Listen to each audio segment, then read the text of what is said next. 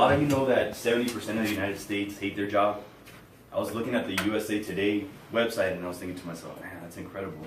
Can't believe it. And then I said, wait, I can believe it because I'm one of those 70%.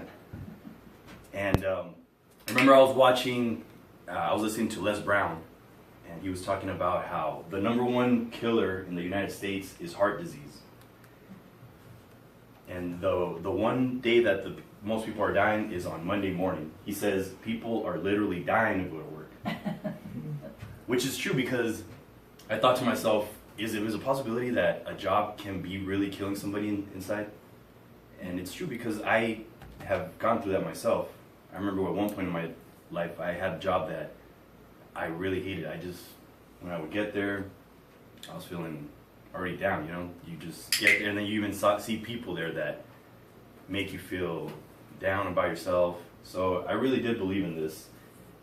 And now another thing that I remember hearing this one quote about how, do any of you know where the wealthiest place in the world is? Anybody? Kuwait. Silicon Valley? Dubai? No, nothing like that. It's in the graveyard. New York? Because in the graveyard, a lot of ideas, inventions, dreams were never manifested. And it was because of what? Because of fear. Like Zig Ziglar said, fear. What is fear? It's false evidence appearing real. I really love that quote. Now, I want to ask you guys a question. Do you guys know who Robert Kiyosaki is? Anybody know? Okay. I'm actually going to pull up something here for you guys to look at on how the U.S. economy works. I was actually, somebody presented this to me, a motivational speaker that I met one time at this network marketing event I went to. Now we have right here, it's kind of small, but over here we have what is called, well, the employee. So you have a job, and you see the guy, I mean, he's not looking very happy, you know, so. In this quadrant, the people are working a 9 to 5 up until the age of 67, and then you get your Social Security, which I don't think I'll even be eligible for by the time I get there.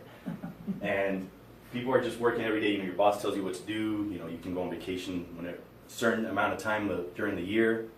So you're kind of just doing the same thing. You know, 9 to 5, get home, cook, brush your teeth, go to sleep, do the same thing again. And then the next one right here is self-employed. You own your own job. You're your own boss. Kind of like a doctor, a lawyer. You know, the roach coaches, I don't know if you guys have seen those, they call them roach coaches, but it's like tacos, Sonoran dogs. I love those, my favorite. But these people, they can work whenever they want to, but they have to actually, the amount of time they work is the amount of money they're going to be getting. So, I mean, if they don't work enough, they might not be making enough money that they want to. So, you're your own boss, but you still have to work. And then, you know, like the roach coaches, like I told you, those you have to actually be there in order for it to be productive, because the people that you hire, sometimes they'll be lagging, you know, and they won't be doing their job. Now, then he talks about this side of the quadrant, which is the business owner. So you see the McDonald's right there, you know. The guy that owns McDonald's, he owns McDonald's, but he doesn't have to necessarily be there in order for the McDonald's to work. And he's probably working at home, just hanging out and just calling up people and making sure that everything's okay. That's a business owner. And this is when it starts to get a little bit better. That's what he said, you know, the motivational speaker. And he says that when you're a business owner, when you start making enough money, then you become an investor, where the money works for you. So this is type of like, you know, real estate. People invest in real estate and then get a lot of money back.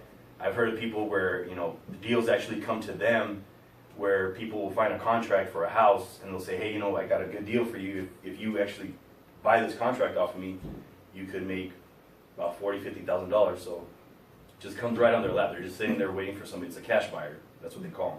So the money comes to them. I mean, the opportunity comes to them, and they just sell the house. They flip it. I don't know if you guys have heard of that, flipping houses, things like that. So they make a lot of money.